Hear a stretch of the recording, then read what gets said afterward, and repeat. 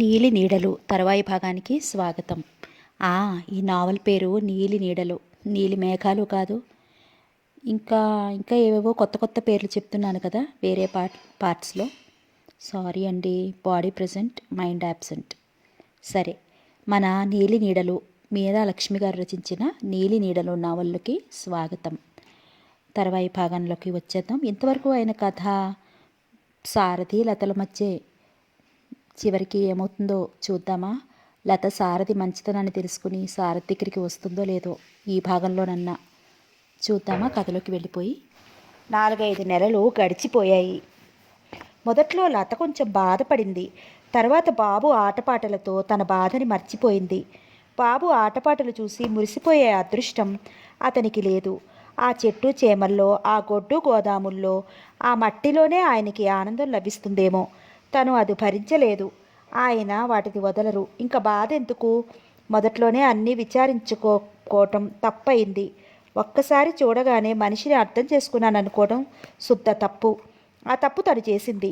తను తప్పు చేసి బాధపడటం ఎందుకు అనుకుంది. సారథి మొదట తల్లికి ఇంకో 4 రోజులు ఉంచుకుంటారంట అన్నాడు. ఆవిడకి అది నిజమే అనిపించింది. తనమ్మ తను అడిగినప్పుడు అనటంతో. కానీ తర్వాత తల్లిని ఎలా నమ్మిస్తాడు? బాబుకి 5వ నెల రాగానే మళ్ళీ ముహూర్తం పెట్టించబోయింది. ఇంకా దాచి ప్రయోజనం లేదనుకున్నాడు. ఎందుకమ్మా, మనం పెట్టించిన ముహూర్తం వాళ్ళకి నచ్చలేదు. వాళ్ళే చూసుకుంటారులే, ఉత్తరం వస్తే వెళ్ళి తీసుకొస్తాను. ఆవిడ తెల్లబోయింది. అదేమిట్రా, పిల్లని తీసుకురావాల్సిన బాధ్యత మనది. మీరు పిల్లని తీసుకెళ్ళండి అని ఎవరైనా రాస్తారా అంది. మన అలవాట్లకి వాళ్ళ పద్ధతులకి చాలా తేడా ఉంది. మనం ఇంకా పాతకాలంలో ఉన్నాం, అందుకే అలాంటివన్నీ పాటిస్తున్నాం. అక్కడ అలా కాదు. భర్త దగ్గరికి వెళ్ళాలని ఉంటే వెంటనే బండెక్కి వచ్చేస్తారు. ఉత్తరాలు రాయడం, జవాబులు రాయడం, ఎవరో వెళ్ళి తీసుకురావడం అక్కడి వాళ్ళకి చాదస్తం. అయినా ఆవిడికి పూర్తిగా అర్థం కాలేదు. ఊళ్ళో అందరూ అడుగుతున్నారు. అదే మాట ఓసారి కొడుకుతో అంది. ఏదో ఒకటి చెప్పు అనేసి అక్కడి నుంచి వెళ్ళిపోయాడు. ఆవిడ నోరు తెరుచుకుని చూసింది కొడుకు వెళ్ళిన వైపు. వేణుకి పెళ్లి కుదిరింది. ఆ అమ్మాయి ఓ ఫ్రెండు చెల్లెలు. వాళ్ళు మాట్లాడటానికి వచ్చినప్పుడు పెళ్లి చూపులకి వెళ్ళాలనుకుంటుంటే నేను చూడక్కర్లేదు, బాబయ్య నువ్వు చూసిరండి అన్నాడు. అమ్మా అంటూ వేణు మాటలు చెప్పాడు. పిల్లవాడికి నచ్చినప్పుడు ఇంకా ఉన్నవాళ్ళదేముంది, ఇంకా పెళ్లి చూపులంటూ వెళ్ళడం దేనికి అన్నాడు. ఆ కుటుంబం అది ఏమిటో చూడొద్దు సంశయంగా అంది. పిల్లవాడికి నచ్చింది, అక్కడ మాట ఇచ్చి వచ్చాడు. అయినా పిల్ల మంచిదవ్వాలి కానీ ఆ కుటుంబంతో మనకేం పని? సరే అని పుష్పది వాడిది కలిపి చేయొచ్చు అనుకున్నాను, నిట్టూర్చింది. పుష్ప చదువుకుంటోంది కదమ్మా, చేద్దాం, తొందరే ఉంది అన్నాడు. సరే అంది ఇంకేమీ అనలేక. తర్వాత మళ్ళీ అంది, అబ్బాయి నువ్వు ముందు వెళ్ళి లతను తీసుకురా. మనం పంపమన్నప్పుడు వాళ్ళు పంపలేదని అలా ఊరుకోకూడదు. చూద్దాం అన్నాడు. చూద్దాం కాదు, రేపే వెళ్ళి తీసుకురా, ఇప్పుడు వెళ్ళటానికి నాకు కుదరదు అనేసి వెళ్ళిపోయాడు. రత్తమ్మకి ఇప్పుడు అసలు సంగతి చూచాయిగా అర్థమైంది. ఇద్దరు ఏమైనా దెబ్బలాడుకున్నారా? చాలా అన్యోన్యంగానే ఉండేవారే. ఏదో ఇద్దరి మధ్య మనస్పర్ధ వచ్చిందని మాత్రం గ్రహించింది. ఆవిడ జీవితంలో ఇంతవరకు ఎవరికీ ఎప్పుడూ ఉత్తరం రాసి ఎరగదు. ఆవిడ 2 రోజులు సారథి దగ్గర లతని బాబుని తీసుకురావడం గురించి కదిపింది. అతను ఆ విషయాన్ని తప్పించుకున్నట్టుగా మాట్లాడాడు. ఆవిడ చాలా తీవ్రంగా ఆలోచించి ఒక నిర్ణయానికి వచ్చింది. తను రాసినట్లుగా వియ్యపురాలికి పుష్ప చేత ఉత్తరం రాయించింది.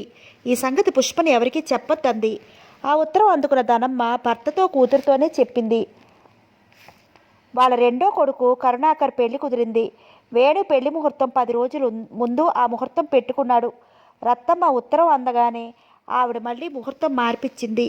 వేణు పెళ్లి ముహూర్తం రోజునే పెడదామనుకుంది, కుదరలేదు. 2వ రోజు కుదిరింది. ఆడపెళ్లి వారు అప్పటికి మాకు ఇబ్బంది అని ఏదో చెప్పబోయారు. ఈ ముహూర్తానికి మా పెద్దమ్మాయి రావటం కుదరదు, ఇంటి ఆడపడుచు రాకుండా పిల్లాడి పెళ్ళి ఎలా చేస్తాం అని దబాయించింది. ఏమీ అనలేక వాళ్ళు సరే అన్నారు. నాకు కట్నం తీసుకోవడం ఇష్టం లేదం అన్నయ్య, కానీ వాళ్ళు వినలేదు. 10,000 ఇచ్చారు అని పర్సు నుంచి చెక్కు తీశాడు. నీ దగ్గరే ఉండని అన్నాడు సారథి.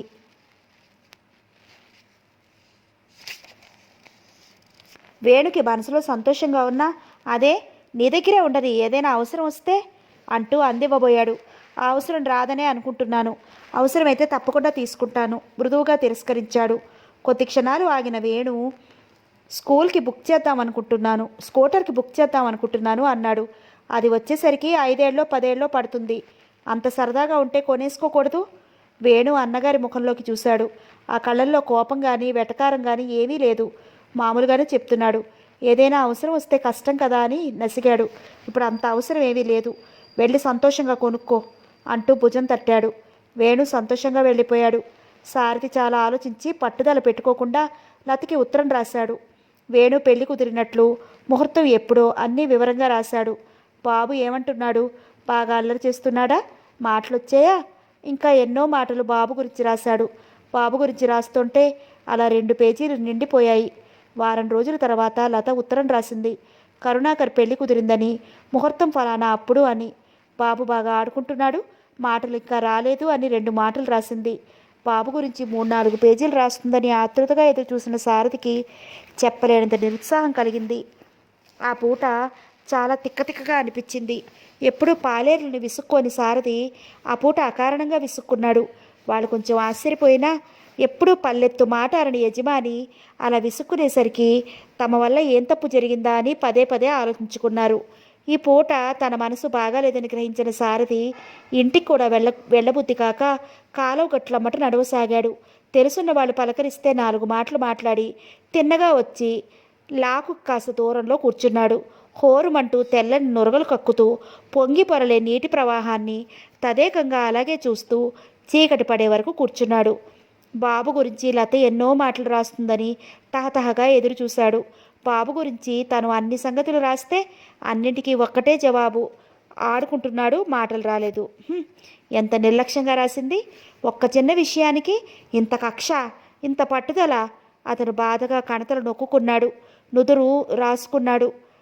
బాబు ఈ పాటికి ఎంత ఎదిగిపోయాడో, ఈ పాటికి ఎలాంటి పనులు చేస్తూ అల్లరి చేస్తూ ఉంటాడో ఊహించుకున్నాడు. లత ఉత్తరం చదువుతుంటే బాధగా ఉన్న లత జడ పట్టుకుని లాగుతాడు. చాలా శ్రద్ధగా చదువుకుంటున్న లత బాబుని కళ్ళెర్ర చేసి చేతిలో పుస్తకం పక్కన పెట్టి బాబు చేతిలో చిక్కడిన తన జడను విడదీసుకుంటుంది. బాబు బుద్ధిగా తల్లి జడని వదిలేసి లత పక్కన పెట్టిన పుస్తకం తీసేసుకుంటాడు. తన చిన్నారి 2 చేతులతో పేజీలు గట్టిగా పట్టుకుంటాడు. ఆ పుస్తకం బాబు ఎక్కడ చింపేస్తాడోనని లత భయపడి కొడతానన్నట్లు బెదిరించి కళ్ళెర చేస్తుంది. బాబు నోరంతా తెరిచి నవ్వుతాడు. అప్పుడు లత వాడిని ఎత్తుకుని గుండెలు కదుముకుంటుంది. ఆ నవ్వు చూసి పరవశించిపోతుంది. అదే కనుక ఇద్దరూ ఐకమత్యంగా ఉంటే, అలాంటప్పుడు లత బాబుకి కళ్ళెర చేయగానే తను బాబుని ఎత్తుకుంటాడు. అతను లతని కోప్పడతాడు. నీకు బాబు కన్నా ఈ పుస్తకాలు ఎక్కువ అని కోప్పడతాడు. వాడు పుట్టినప్పటి నుంచి నన్ను తెగ తిట్టిస్తున్నాడు, మన ఇద్దరికి తగువులు పెడుతున్నాడంటూ కోపం నటిస్తుంది. కాదోయ్, వాడి ముఖం చూశాను ఆ మాట అంటాడు తను. లత బాబుకేసి కోపంగా చూస్తుంది. వాడి కిరికిరా నవ్వుతాడు. అప్పుడు లత పరవశించిపోతుంది. తను గర్వంగా నవ్వుతాడు. ఇద్దరూ సమానంగా పంచుకోవలసిన ఆనందం లత ఒక్కతే అనుభవిస్తోంది. చీకటి పడిపోతోంది. సారథి నెమ్మదిగా లేచి ఇంటి దారి పట్టాడు. వేణు పెళ్లి బ్రహ్మాండంగా జరిగింది. లత పెళ్లికి రాలేదు. ఆ కుటుంబం తరఫున సోమేశ్వర్ ఒక్కడు ముహూర్తం టైంకి వచ్చి వెళ్ళాడు. వెళ్తూ అందరూ కరుణాకర్ పెళ్లికి తప్పకుండా రావాలని పేరు పేరున చెప్పాడు. వచ్చిన చుట్టాలంతా లత రాకపోవడాన్ని చాలా ఆశ్చర్యం ప్రకటించారు. రత్తమ్మ మర్నాడే అన్నగారి పెళ్లి అని పసిబిడ్డతో అటు ఇటు తిరిగితే పిల్లాడు నలిగిపోతాడని రాలేదని నచ్చ చెప్పినా ఎవరికి నమ్మబుద్ధి కాలేదు. కొంతమందికి అనుమానం రానే వచ్చింది. భాస్కర్ ఆశ్చర్యంగా సుగుణని అడిగాడు. ఏమో మరి, బాబు పుట్టాక అసలు రాలేదుట అంది. సుగుణకు కూడా చాలా బాధగా ఉంది. ఇలాంటి విషయాలంటే కుతూహలం గలవాళ్ళు చెవులు కొరుక్కున్నారు. లోకనాథం గారు అంతా గ్రహించారు. ఆయన కొడుకు కోడలతో వచ్చినప్పుడే లత విసుగుని గ్రహించాడు. ఏదో చిన్నతనం కొత్త అని సరిపెట్టుకున్నాడు. ఇదంతా నేను చేసిన తప్పేమో అనిపిస్తోంది అక్కయ్య, బాధగా అన్నాడు ఆయన రత్తమ్మ దగ్గర. నువ్వేం చేసావు మధ్య అందావిడ. వాడు మొదటి నుంచి మొత్తుకుంటూనే ఉన్నాడు. అక్కడ అంత ఆధునిక అలవాట్లకు అలవాటు పడ్డ అమ్మాయి ఇక్కడ ఈ వాతావరణానికి అలవాటు పడగలదా అని. ఆ అమ్మాయిని అడగకుండా, ఆ పిల్ల ఇష్టపడకుండా ప్రయత్నం చేస్తారా అనుకున్నాను, కానీ ఇలా జరుగుతుంది అనుకోలేదు. మంచి మనసున్న సారథి మనసు ఇంత బాధపడుతోందే అని ఆయనకి చాలా బాధగా ఉంది. లత వేణు పెళ్లికి రాదని సారథి ఊహించనైనా ఊహించలేదు. కనీసం 4 రోజుల ముందు లోకుల కోసమైనా వచ్చి పెళ్ళవగానే వెళ్ళిపోతుందనుకున్నాడు. వీధిలో ఏ వాహనం ఆగినా అతని కళ్ళు వీధి గుమ్మం కేసి ఆతృతగా చూసేవి. ఏ రిక్షానో బండో ఆగేది. దానిలో నుంచి ఏ బంధువో దిగేవాడు. తన బాధని గుండెల్లోనే దాచుకుని పైకి నవ్వుతూ వచ్చిన వారిని ఆహ్వానించేవాడు. సారథి బాధ రత్తమ్మ గారు లోకనాథం గారు గ్రహించేశారు. ఫలానా సంగతి అని నోరు విప్పి పైకి ఎవరికి చెప్పలేదు సారథి. ఇంతే అయి ఉంటుంది అని వాళ్ళు గ్రహించారు. మర్నాడు భాస్కర్ సుగుణతో పాటు రాముని కరుణాకర్ పెళ్లికి పంపారు. భాస్కర్కి బాగా బాధగా అనిపించింది. సుగుణ, మీ అమ్మగారిని అసలు సంగతి ఏంటో అడగలేకపోయావా అన్నాడు. అడిగాను, అన్నయ్య ఏమీ చెప్పలేదట. ఇద్దరూ కలిసిమెలిసే ఉండేవారట. పురిటికి వెళ్ళాక వదిన మళ్ళీ రాలేదట. ఏం జరిగిందో మరీ అంది. సుగుణకి అక్కడికి పెళ్లికి వెళ్ళాలంటేనే భయంగా ఉంది. అక్కడ వాళ్ళు ఏమంటారో, అసలు ఏం జరిగిందో తనకి తెలియదు. తను ఇప్పుడు బాధపడి ప్రయోజనం లేదు. తను మొదట భయపడిందే జరిగింది. పెళ్ళైన కొత్తల్లో తను అనవసరంగా భయపడ్డాడని నవ్వుకున్నాడు. కానీ నువ్వేం పొరపడలేదు, ఇది సత్యం అంటూ నిజం కళ్ళ ముందు నాట్యం చేస్తోంది. తను ఆ రోజు విజయవాడ వెళ్ళకపోయినా బాగుండేది. ఒకవేళ వెళ్ళినా కాస్త నిదానంగా మరోసారి ఆలోచించినా బాగుండేది. ఒకవేళ తను చాలా తొందరపడ్డాడు. చంటి పిల్లాళ్ళ ఆలోచన లేని వాళ్ళ ప్రవర్తించాడు. ఇదంతా తన తప్పే అని మనసుకు సర్ది చెప్పుకున్నాడు సారథి. అదివరకటి కన్నా శ్రద్ధగా దీక్షగా తోట పని చూసుకోసాగాడు. ఆ చెట్ల నీడలో తిరుగుతూ ఉంటే మనసు ప్రశాంతంగా ఉంటుంది. ఒక్కొక్కసారి తోటలోనే పడుకుంటాడు. ఊళ్ళో ఎవరైనా రత్తమ్మని కోడలు రాలేదేమని అడిగితే జవాబు చెప్పలేకపోతోంది. సారథిని అడిగే ధైర్యం ఎవరికీ లేదు. వేణు భార్యను విశాఖపట్నం తీసుకెళ్ళిపోయాడు. పుష్పకి పెళ్లి చేసేద్దాం అనుకున్నాడు. నేను చదువుకుంటానన్నయ్య, నాకు చదువుకోవాలని ఉంది అంది. నిజంగానే పుష్పకి చదువు మీద చాలా శ్రద్ధ కలిగింది. రత్తమ్మకి పుష్పకి పెళ్లి చేసేస్తే బాధ్యత తీరిపోతుందని ఉంది. అప్పుడు సారథి సంసారం చక్కబడుతుందని కూడా అనిపించింది. సారథితో అంది, ఈ చదివిన చదువు చాలు, ఏవైనా సంబంధాలు చూడమని మామయ్యకి రాయి, లేకపోతే ఓసారి రమ్మని రాయి, చెబుదాం. చదువుకుంటానని సరదా పడుతున్నప్పుడు చదువుకొని సంబంధాలు చూస్తాను, మంచి సంబంధం కుదిరితే చేద్దాం అన్నాడు. ఏరా అబ్బాయి, నాతో సంగతి ఏమిటో చెప్పావు కాదు, లతను ఎందుకు తీసుకురావటం లేదు? ఏదైనా చిన్న చిన్న పొరపచ్చాలుంటే సర్దుకోవాలి కానీ వాటికి పెద్దవి చేసుకుంటారా అని అడిగింది. అమ్మా, తనకి రావాలని ఉన్నప్పుడు వస్తుంది, మనం రావద్దంటం లేదు కదా. ఇంకా ఆ విషయం మర్చిపో. తల్లి నుండి చూపులు మరల్చుకుంటూ అన్నాడు. రావాలని ఉన్నప్పుడు రావటం ఏమిటి? అసలు సంగతి ఏంటో నాతో చెప్పు, నేనెళ్ళి తీసుకొస్తాను. అమ్మా ఆశ్చర్యంగా చూశాడు. ఏ శుభకార్యాలకి కుమ్మం కదలని అమ్మ మనవడి బారసాలకి నువ్వు వస్తే కానీ బారసాల జరగదని పట్టుబడితే కానీ రాని అమ్మ కోడల్ని సమాధానపరిచి తీసుకురావడానికి వెళ్తానంటోంది. ఇదే ఇంకొకరైతే లతను తిట్టిపోసేవారు. ఈ వీధిలోనే ఎంతోమంది అత్తగారులు కోడళ్ళ మీద ఎలాంటి అధాటీలు చేస్తారో లతకి ఆడంబర జీవితం మీదే కుతూహలం కానీ అసలైన మమకారాన్ని మంచితనాన్ని అర్థం చేసుకోలేకపోయింది. అవునరా, తప్పే ఉంది. అసలు సంగతి ఏమిటో చెప్పు నాకు, నేనేమీ అనుకోను. నెల తప్పగానే వెళ్ళిన పిల్ల మళ్ళీ తిరిగి రాలేదంటే ఏమనుకోవాలి? ఇంట శుభకార్యం జరుగుతుంటే ఇంటికి పెద్ద కొడుకు కోడలు స్నాతకం పీటల మీద కూర్చోవలసింది, వేరే వాడిని కూర్చోపెట్టవలసి వచ్చింది. పెళ్ళికి కూడా రాలేదంటే ఏమనుకోవాలి? బాధగా అంది. బాధపడకమ్మా, నేను చేసిన దాంట్లో తప్పు లేదని నాకు తెలుసు. దయచేసి ఇంక నన్నేమీ అడగకు. నిన్ను కూడా బాధపడద్దని కోరుతున్నాను. అతను ముఖం దించుకున్నాడు.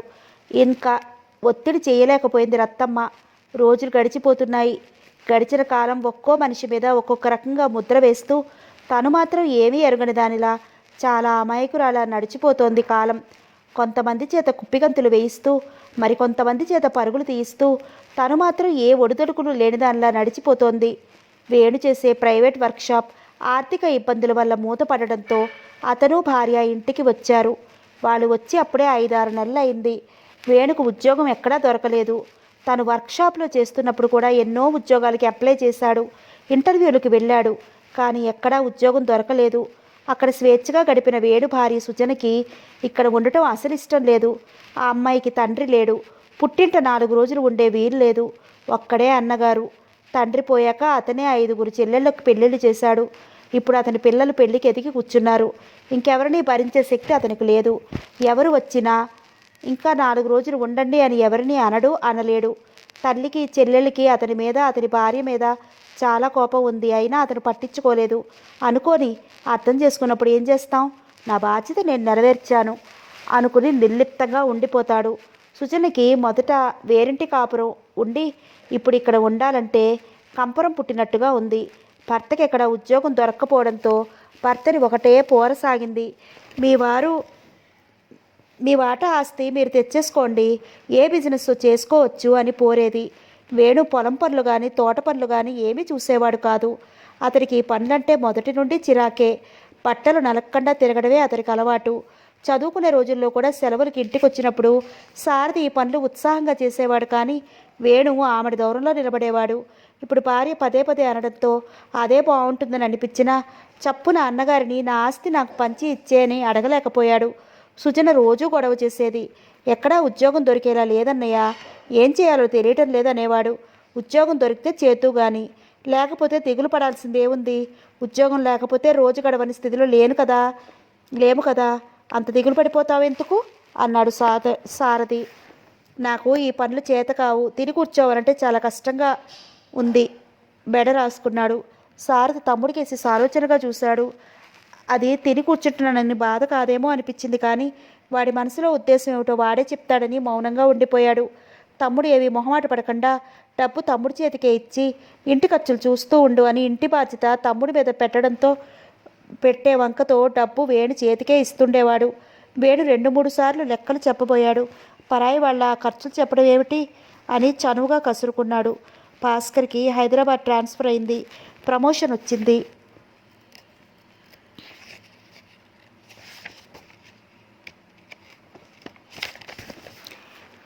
భర్త అత్తగారు వాళ్ళు హైదరాబాద్ వెళుతుంటే అమ్మకి ఒంట్లో బాగుండలేదని ఉత్తరం వచ్చింది కదా, వెళ్ళి 10 రోజులుండి వస్తాను అంది సుగుణ. 10 రోజులైతే అభ్యంతరం లేదు, 10 నెలలు ఉంటారంటేనే అభ్యంతరం అని. సరే వెళ్ళు సుగుణ, మీ అమ్మగారి దగ్గర ఎన్నాళ్ళు ఉండాలనిపిస్తే అన్నాళ్ళు ఉండిరా, నాకు అభ్యంతరం లేదు, సంతోషంగా ఒప్పుకున్నాడు. భాస్కర్ తల్లిని తమ్ముళ్ళని తీసుకుని అలా వెళ్ళాడు. సుగుణ ఇలా వచ్చింది. సుగుణ వచ్చినందుకు ఇంట్లో అందరూ ఎంతో సంతోషించారు. రత్తమ్మ గారు పొంగిపోయింది. సుగుణ 10 రోజుల పాటు ఉంటుందని తెలిసి. ఎప్పుడూ భార్యాభర్తలు ఇద్దరూ కలిసి వస్తారు, 2 రోజులుండి వెళ్ళిపోతారు. సుగుణ వచ్చాక వరాలను కూడా రమ్మని తల్లి రాయమంటే సారథి రాశాడు. వరాలు వచ్చి వారం రోజులుండి వెళ్ళిపోయింది. ఇవన్నీ చూస్తుంటే సుజనికి చాలా కోపం. తనకి ఇలాంటి అదృష్టం లేదే అన్న ఉడుకుమొత్తనం వచ్చేశాయి. దాంతో ఎందుకో అందుకు చిరాకు పడేది. సుగుణ వచ్చి అప్పుడే 1 నెల రోజులైంది. తను వచ్చిన 15 రోజులకే భర్తకు ఉత్తరం రాసింది వచ్చేస్తానని. ఎప్పుడూ పంపలేదనే దానివి, ఇంకో 10 రోజులుండు, నేనేమీ అనుకోను అని రాశాడు. సుగుణ పొంగిపోయింది. కానీ నెల దాటినా 2 నెలలైనా అతడి దగ్గర నుండి ఉత్తరం రాలేదు. సుగుణ 2-3 ఉత్తరాలు రాస్తే అతను ఒక్క ఉత్తరం హడావుడిగా రాశాడు. సుగుణకి మొదట అర్థం కాలేదు, కానీ రాను రాను ఏదో అనుమానం వచ్చింది. ఆ అనుమానం రాగానే భయం వేసింది, కానీ పైకేవీ మాట్లాడలేదు, నవ్వుతూనే తిరగసాగింది. 1-2 సార్లు విజయవాడ వచ్చినప్పుడు తనమ్మగారి మాటలు, ఆవిడ వెళ్ళగానే ఎప్పుడూ పల్లెత్తు మాట అనని అత్తగారి విసుగుదల గుర్తొచ్చి భయపడింది. ఇప్పుడు వీళ్ళు అక్కడే ఉన్నారు, వేరే ఇల్లు చూడక్కర్లేదని. పరాయి వాళ్ళలా ఎక్కడో ఉండడం ఎందుకు, క్వార్టర్ ఇచ్చేంత వరకు వాళ్ళింట్లోనే ఉంటున్నారని భాస్కర్ చెప్పాడు. అలా వద్దని తను అంది.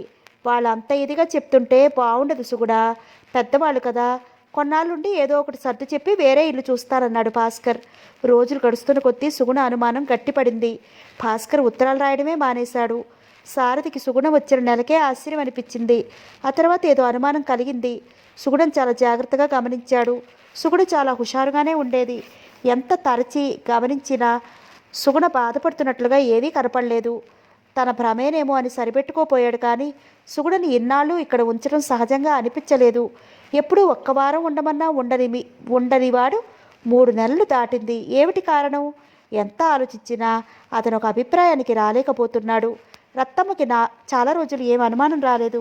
అల్లుడు పెళ్ళైన ఇన్నాళ్ళ కూతుర్ని ఉంచినందుకు సంబరపడింది, కానీ తర్వాత అనుమానం వచ్చింది. కానీ ఏమని అడుగుతారు? ఎంత తన కూతురైనా ఇంకోలా బాధపడితే ఇలాగే ఎవరి మనసుల్లో వారు బాధపడసాగారు, కానీ పైకి ఎవరు ఏమీ అనలేదు.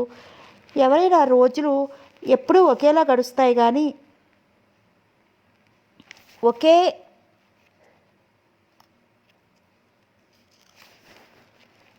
ఇలా ఉంటాయని అనుకోవడం చాలా పొరపాటని, అందరి విషయంలో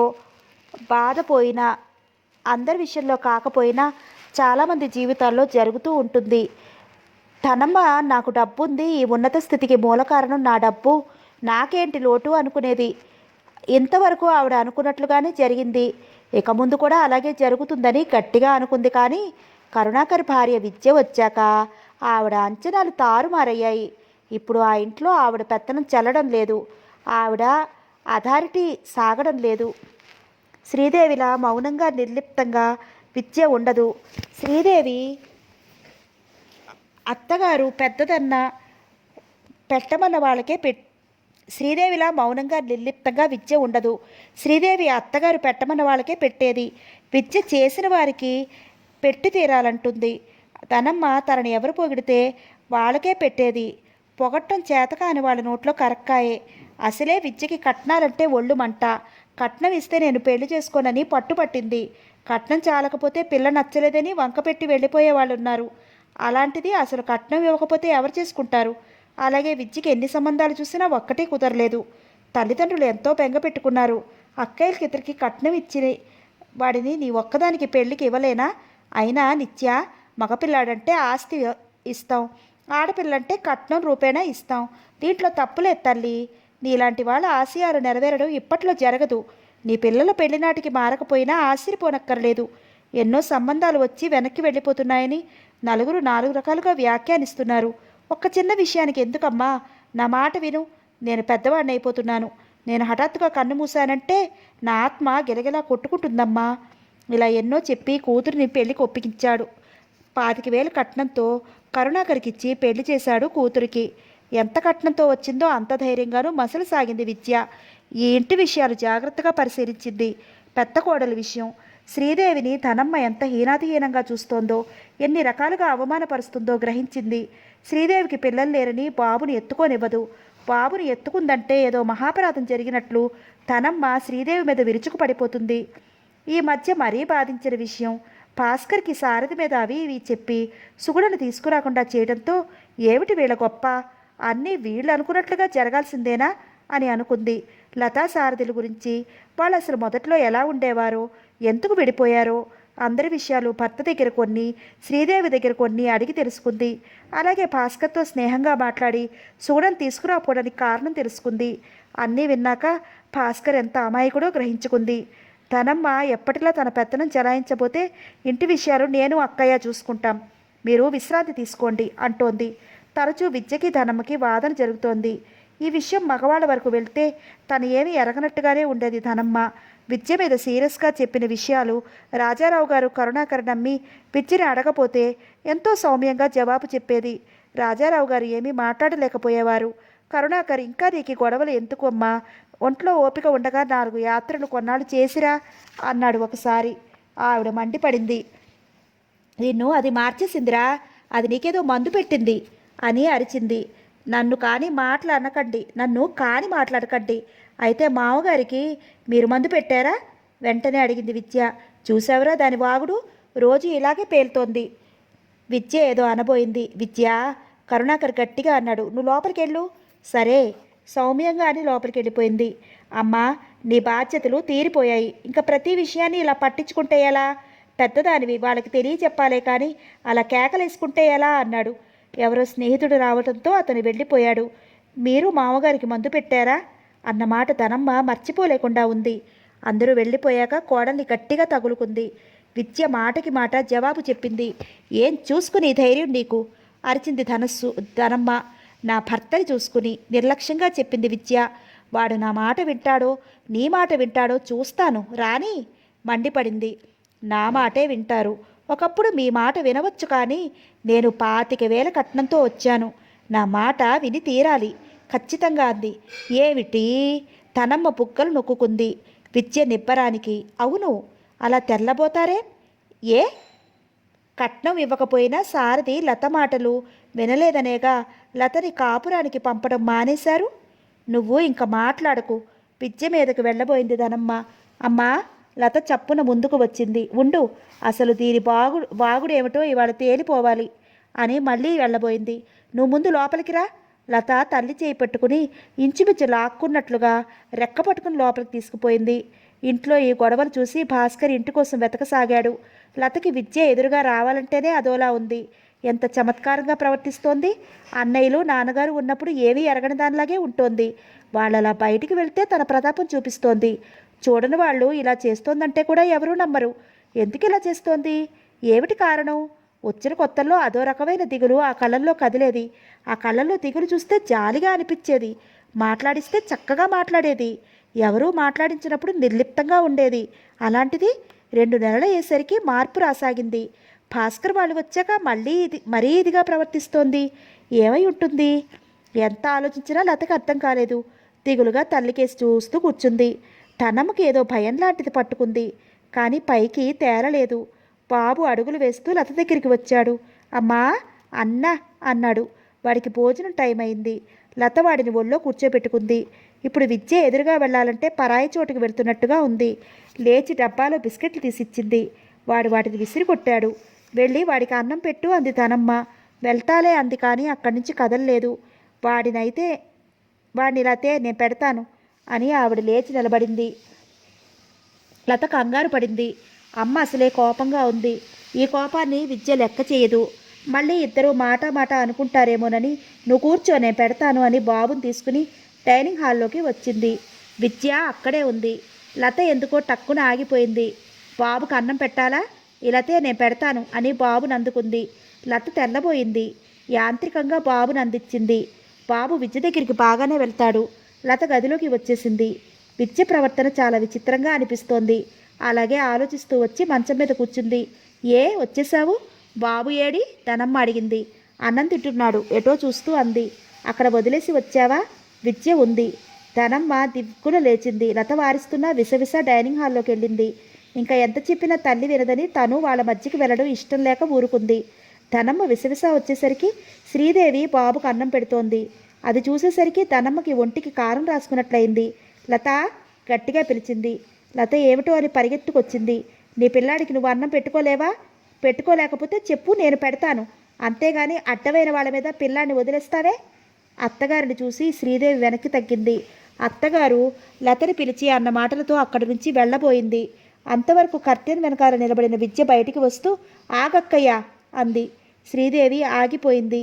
ఆగి వెనక్కి చూసింది. విద్య గొంతు వింటూ తనమ్మ మనసులో ఉలిక్కిపడింది. కానీ బయటికి పెంకంగా ఉంది. లత ఇప్పుడు ఏం గొడవ జరుగుతుందోనని భయంగా ఇబ్బందిగా నిలబడింది. అక్కయ్య, నువ్వు అడ్డమైన దానివా అని అడిగింది. విద్య అడిగిన దానికి శ్రీదేవి తెల్లబోయింది. మాట్లాడమే, నువ్వు అడ్డమైన దానివా? పోనీ అలాంటి కుటుంబంలో నుంచి వచ్చావా? నిలదీసింది. శ్రీదేవికి అంతా అయోమయంగా అనిపించింది. అసలు విద్య ఇలా ఎందుకు అడుగుతోందో అర్థమే కాలేదు. ఏదో ఒక జవాబు చెప్పు. శ్రీదేవి నిస్సహాయంగా చూసింది. తనమ్మ విద్య వాలకం అంతుపట్టక విద్యనే చూస్తోంది. లత ఈరోజు ఇదేదో పెద్ద గొడవే అవుతుందనుకుంది. ఆవిడ అప్పుడే అన్నదే నిజమైతే ఇంట్లో ఉండేదానివి కాదు. అలాంటి దానివి కానప్పుడు నన్నెందుకు అలా అంటారని ఒక మాట అడగలేవా? అలా అడగలేని దానివి నేను బాబుకు అన్నం పెట్టమనగానే నేను పెట్టను అని చెప్పలేకపోయావా? విద్య శ్రీదేవి దగ్గరికి వచ్చి భుజం మీద చెయ్యి వేస్తూ బాధగా అంది. నా మూలాని కదూ ఆవిడ చేత ఈ మాట పడ్డావు? శ్రీదేవి మనసు కరిగిపోయింది. అదేం కాదు. అసలు నీకు బాధే తెలియదు కదూ. వాళ్ళని చూస్తుంటే తనమ్మకి మండిపోయింది. కొన్నాళ్ళు ఊరుకుంటే శ్రీదేవిని కూడా తనలాగే తయారు చేస్తుందని భయపడింది. నీ బుద్ధులు దానికి కూడా నేర్పకు.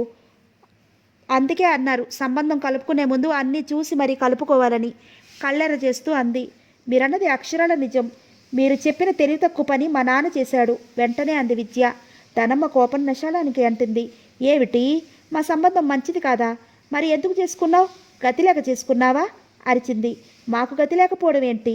మా నాన్నకు గతి లేకపోతే మీ దగ్గర 25,000 కట్నం తీసుకుని మరీ మీ అబ్బాయికి ఇచ్చి పెళ్లి చేసేవారు. అయినా మా నాన్న మీ దగ్గర కట్నం తీసుకోలేదనుకుంటాను. ముఖం చాలా అమాయకంగా పెట్టింది. విద్య, ఏమిటది?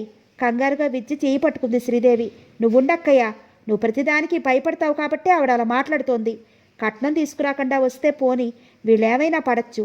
25,000 సరిపడా డబ్బుతో వచ్చాను. ఆ డబ్బు అయ్యేసరికి నాకు పిల్లలు పుట్టి చేతికి అందొస్తారు. ఇంక వీళ్ళ సొమ్మేం తింటున్నారని వీళ్ళు ఒదిగి ఉండాలంటావు? శ్రీదేవి, లత విద్య మాటలకి చెరో విధంగా తెల్లబోతున్నారు. తనమ్మకి విద్య మాటలు వింటుంటే కంపరం పుడుతోంది. అత్తగారన్న గౌరవం లేకుండా పేలుతోంది. దీన్ని ఏం చేస్తే పాపం ఉంది? అదే మాట అంది.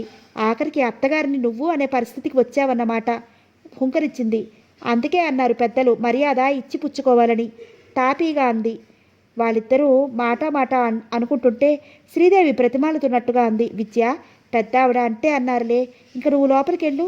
అంటే పిల్లలు లేని వాళ్ళు ఏ పిల్లని తాకూడదు కదా?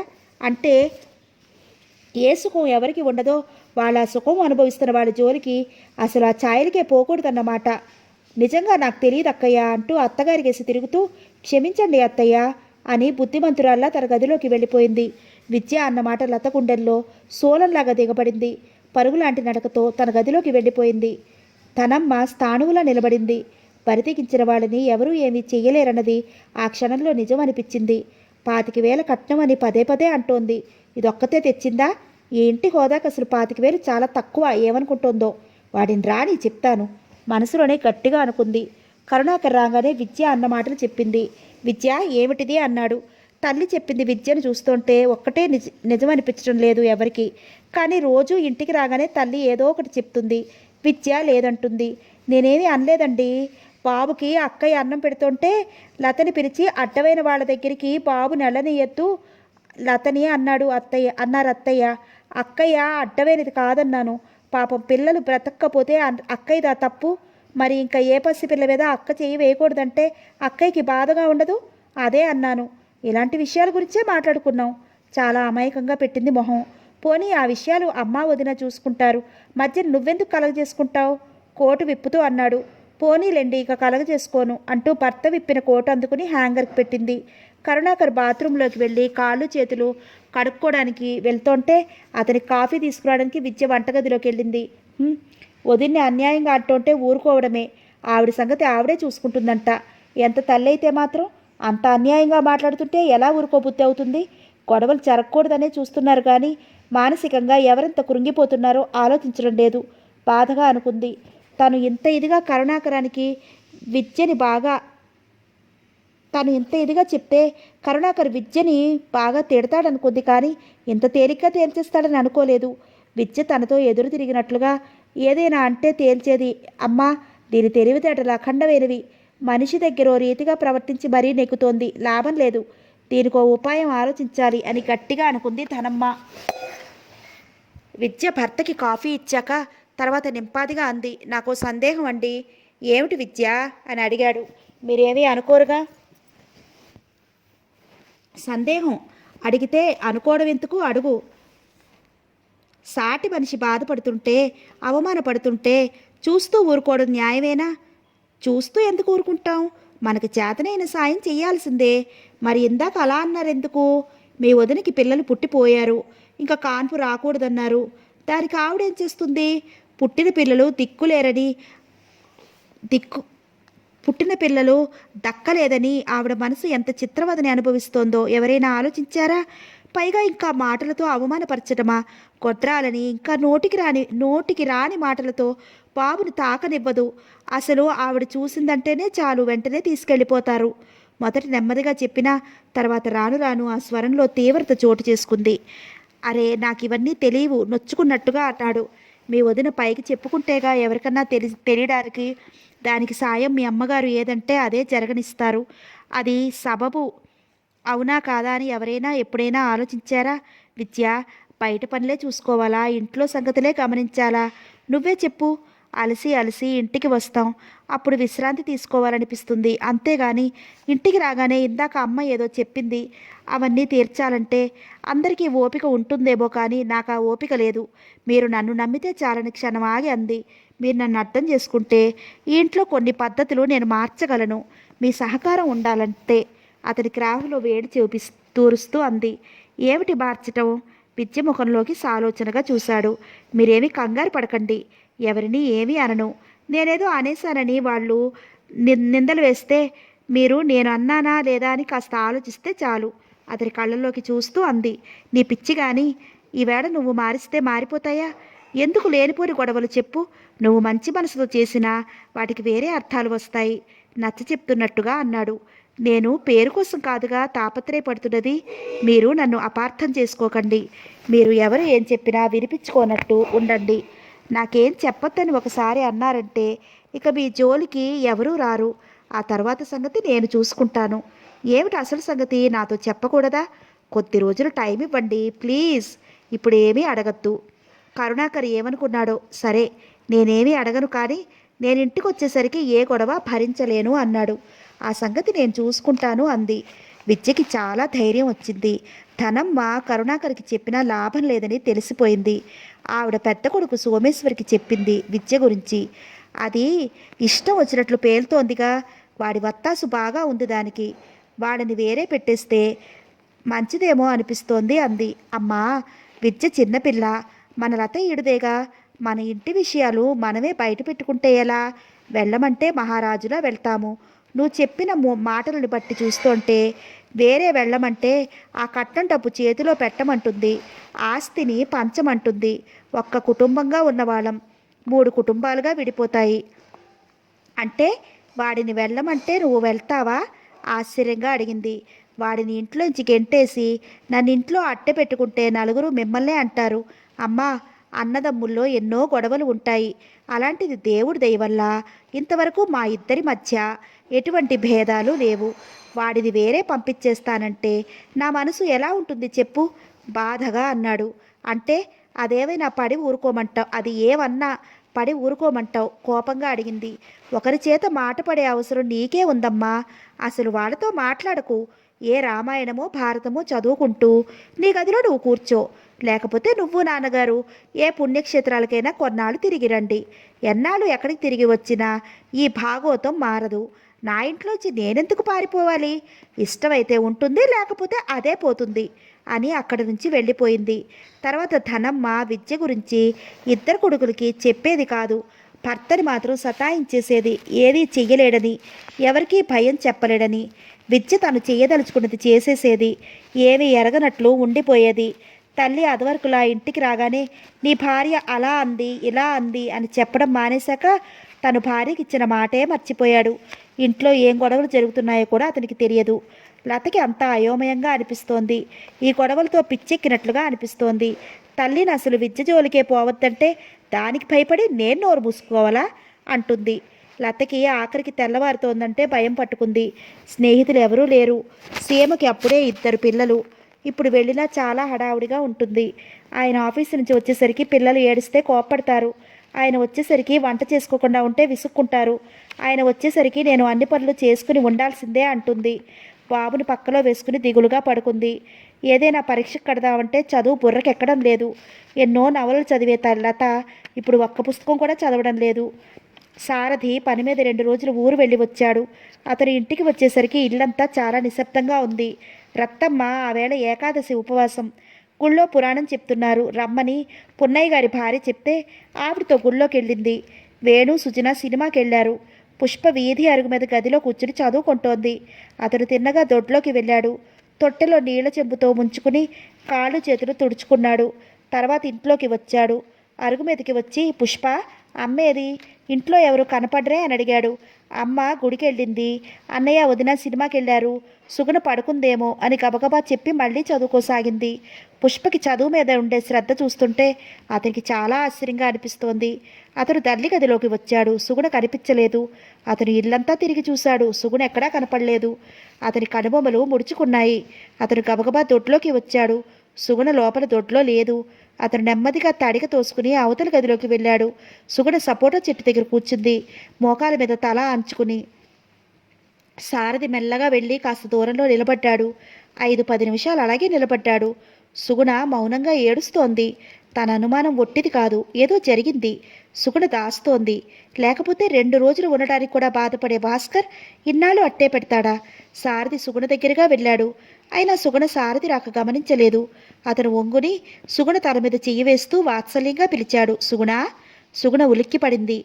తిక్కున తల ఎత్తింది. అన్నగారిని చూసి కంగారుగా లేచి నిలబడింది. సుగుణ కళ్ళు ఎర్రగా ఉన్నాయి. అన్నగారు తనకేసే చూస్తూ ఉండడంతో కళ్ళు వాల్చేసుకుంది. చప్పున అక్కడి నుంచి వెళ్ళబోయింది. సారథి సుగుణ చెయ్యి పట్టి ఆపేశాడు. సుగుణ, ఒక్కదానివే ఇక్కడ కూర్చున్నావే? సుగుణనే పరీక్షగా చూస్తూ అడిగాడు. ఏం లేదు, ఊరికే అని చెయ్యి విడిపించుకోబోయింది. సుగుణ, ఏది నా కేసు చూసి చెప్పు. సుగుణ ముఖం తన వైపు తిప్పుకున్నాడు. నిజం నవ్వడానికి ప్రయత్నించి విఫలరాలైంది. సుగుణ, నాతో చెప్పు, అసలు ఏం జరిగిందో. నేనెవరికీ చెప్పను. ఏముంది? ఏం లేదే, అసలేమీ జరగలేదు. ఎంత మామూలుగా చెబుదామన్నా ఆ కంఠంలో తత్తరపాటు తొంగి చూసింది. సుగుణ, నేను నమ్ముతాననే అనుకున్నావా? భాస్కర్ ఉత్తరం రాసి ఎన్నాళ్ళైంది? సుగుణ ముఖం దించుకుంది. సుగుణ, జరిగిందేంతో ఏమి దాచకుండా నాతో చెప్పు. అసలు మౌనంగా ఊరుకున్నాడని నువ్వు మౌనమే వహించడమేనా? అసలు మీ ఇద్దరి మధ్య ఏం జరిగిందో చెప్పమ్మా, లాలనగా అడిగాడు. అన్నగారు అలా అడిగేసరికి సుగుణకి ఉప్పెనలా వచ్చింది దుఃఖం. దోసిట్లో ముఖం దాచుకుంది. సారథి ఏమీ మాట్లాడలేదు. కొద్దిసేపు సుగుణని అలా వదిలేయడమే మంచిదనుకున్నాడు. కొంతసేపటికి సుగుణ తేరుకుంది. సుగుణ, ఇలా కూర్చో అంటూ సుగుణని చేయి పట్టి కూర్చోబెట్టి తాను కూర్చున్నాడు. ఇప్పుడు చెప్పు, జరిగిందేమీ దాచకుండా చెప్పు అన్నాడు. అసలేమీ జరగలేదన్నయ్యా. సుగుణ, నా దగ్గర కూడా దాపరికమైతే ఎలా చెప్పు? ఈ సమస్య ఎలా తీరుతుంది? నిజం అన్నయ్య, అందుకే అందుకే ఏమీ అర్థం కావడం లేదు. నేను 10 రోజులుండి వస్తానంటే సరేనని సంతోషంగా పంపారు. 2-3 ఉత్తరాలు బాగానే రాశారు. ఆ తర్వాత కొంచెం ముభావంగా రాసినట్టు ఉన్నాయి. ఈ మధ్య అసలు ఉత్తరాలు లేవు. సారథి సుగుణ ముఖంలోకి చూశాడు. ఎక్కడా దాపరికం లేదు. అక్కడ ఉండగా ఎప్పుడైనా దేనికైనా మాట అనుకున్నారా? తల అడ్డంగా ఊపింది. మీ అత్తగారు ఎలా ఉంటుంది? కొద్ది క్షణాలు ఊరుకుని ఆవిడ బాగా ఉంటారు. నేనంటే ఇష్టమే అంది. పోనీ నీకేమనిపిస్తోంది? ఏ కారణం లేకుండా ఇన్నాళ్ళు ఉంచడు. ఈ అనుమానం నాకెప్పుడో వచ్చింది సుగుణ. నిన్ను చాలా జాగ్రత్తగా గమనించాను. నువ్వు చాలా హుషారుగా కనిపించడంతో నాదే పొరపాటని అనుకున్నాను. అయినా నాకు అనుమానంగానే ఉంది. చెప్పు, దీనికి ఏమిటి కారణం అనిపిస్తోంది అని అడిగాడు. సుగుణ ముఖం దించుకుంది. సారథి ఎంత అభిమానంగా అడిగినా తన మనసులో కలిగిన అనుమానం చెప్పలేకపోయింది. ఎలా చెప్తుంది తను?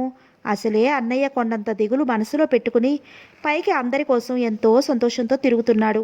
ఈ విషయం చెప్తే అన్నయ్యని ఇంకా బాధించినట్టే అవుతుంది అనుకున్న సుగుణ మౌనంగా ఉండిపోయింది. సారథి భాస్కర్కి 2 ఉత్తరాలు రాశాడు. 2 ఉత్తరాలకి జవాబు లేదు. ఇంట్లో వేణు భార్య చాలా గొడవ లేవదీస్తోంది. అస్తమానం వెళ్ళి జోగారావు భార్య చుక్కమ్మ దగ్గర కూర్చుంటుంది. సారథి భాస్కర్కి 2 ఉత్తరాలు రాశాడు. 2 ఉత్తరాలకి జవాబు లేదు. ఇంట్లో వేణు భార్య చాలా గొడవలు లేవదీస్తోంది. అస్తమాను వెళ్ళి జోగారావు భార్య చుక్కమ్మ దగ్గర కూర్చుంటుంది. చుక్కమ్మకి లత రొంగి రాలేదు. ఇప్పుడు సుజన తన ఇష్టం వచ్చినట్లు చెప్పసాగింది. రత్తమ్మకి లతకి ఒక్క క్షణం పడేది కాదని, అసలు లతకి ఏ పని చేత కాదని ఇలా ఎన్నో చెప్పేది.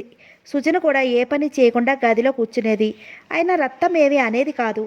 ఎంతో ఓపికగా అంత పని చేసుకునేది. అసలే సుగుణకి పని చేసుకునే అలవాటు. ఇప్పుడు ఖాళీగా ఉండాలంటేనే భయంగా అనిపించి తల్లి వెనకాలే పని చేస్తోంది.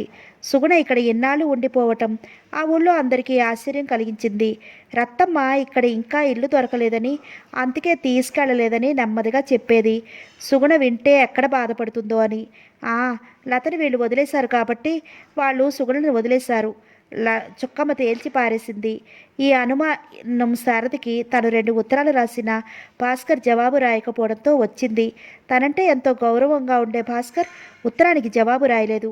ఇంకా ఆలస్యం చేయకూడదు అనుకున్నాడు. వేణు తన వాటా తనకి ఇచ్చేస్తే తనేదైనా బిజినెస్ చేసుకుంటానని తల్లికి చెప్పాడు. ఆవిడ సారథికి చెప్పమంది. కాదు, నువ్వే చెప్పు అన్నాడు. ఆవిడ సారథిని పిలిచి వేణు అన్న సంగతి చెప్పింది. ఏం చేస్తాడో చేయమను. దీనికి ఆస్తి పంచుకునే చేయాలా? ఎంత డబ్బు కావాలో అడగమ్మా అన్నాడు.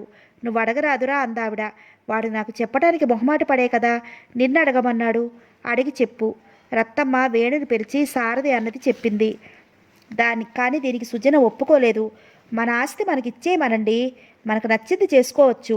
ఇప్పుడు 5,000 10,000 ఇస్తే మాత్రం పంచుకునేటప్పుడు పట్టుకోరా? అయినా 5-10 ఇస్తే ఏం వ్యాపారం చేస్తారు? లాభాలు వచ్చేదాకా ఇల్లు గడవద్దు అంది.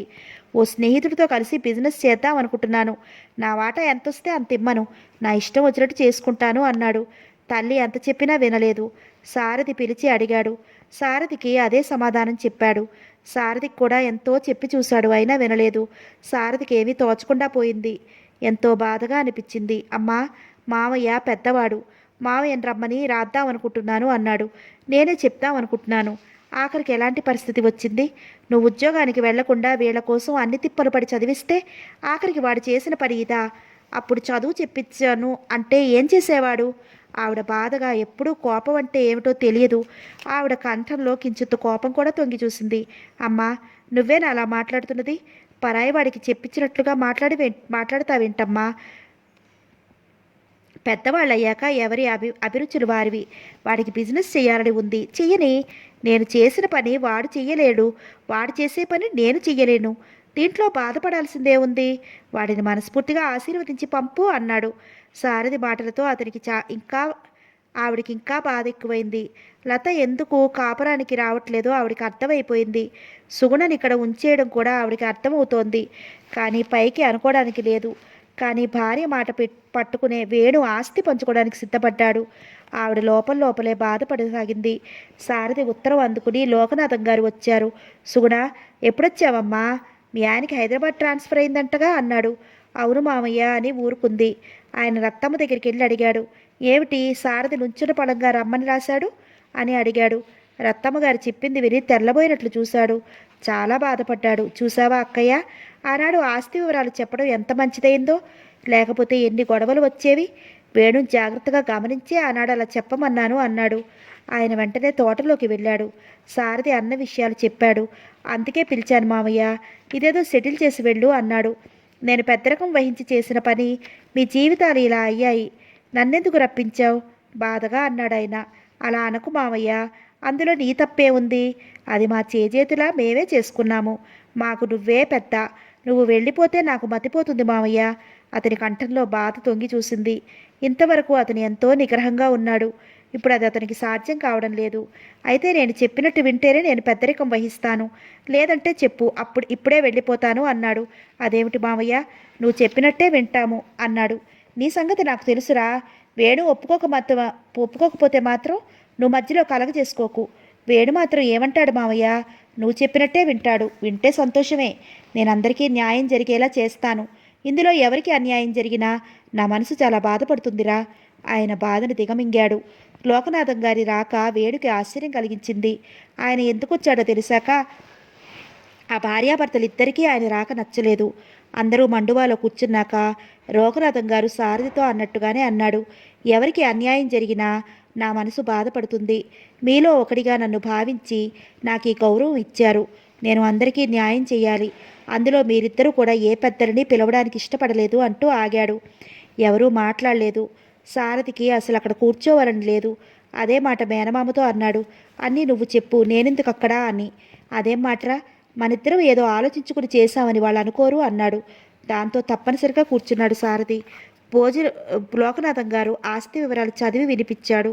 అనంతరామశర్మ గారు పోయే నాటికి 25 ఎకరాల పొలం, 8 ఎకరాల తోట, 70,000 అప్పు. ఇప్పుడు ఆ అప్పు పూర్తిగా తీరిపోయింది. అప్పులు తీర్చి 25 ఎకరాలని 30 ఎకరాల పొలం చేశాడు సారథి. లోకనాథం గారు పొలాన్ని 4 వాటాల కింద 7 ఎకరాలు పంచాడు. 4 వాటాలేంటి, 7 ఎకరాలేంటి? వేణు మధ్యలోనే అడిగాడు. మీరు అన్నదమ్ములు ముగ్గురు, అమ్మ, మరి 4 వాటాలు కాదురా అన్నాడు.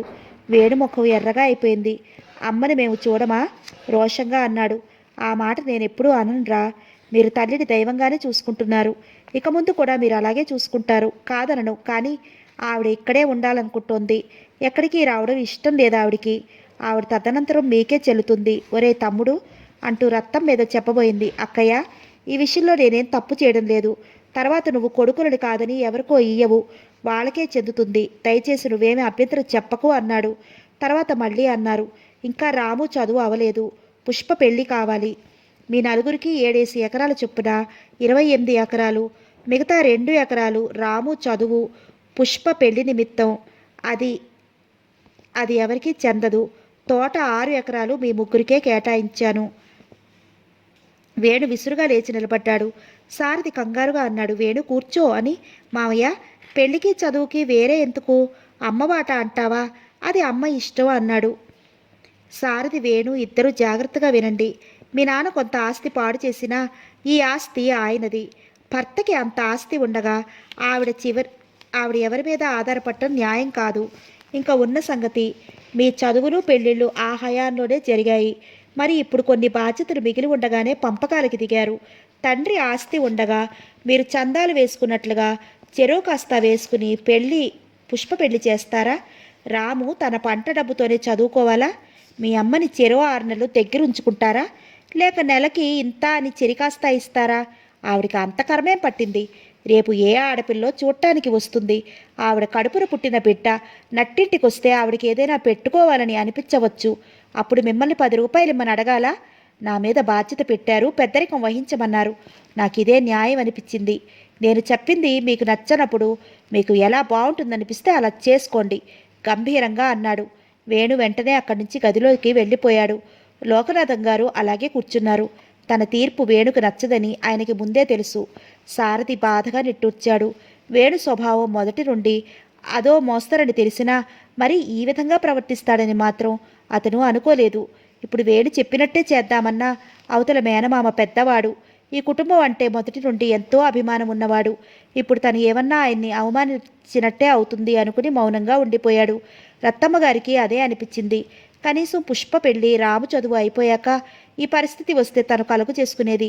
ఇప్పటికే చిన్నతనం నుండి ఎన్నో బాధ్యతలు నెత్తిన వేసుకున్న పెద్ద కొడుకు ఇప్పుడు పుష్ప పెళ్లి, రాము చదువు, పైగా తను అన్నీ ఒక్కడి మీదే పెట్టలేదు. ఇప్పుడే పంపకం అంటూ దిగిన వేడి మీద ఏ ఆశ పెట్టుకోనక్కర్లేదు అనుకుంది. 4 రోజులు గడిచిపోయాయి. లోకనాథం గారు ఇంక నేను వెళ్తానక్కయ్యా అన్నాడు.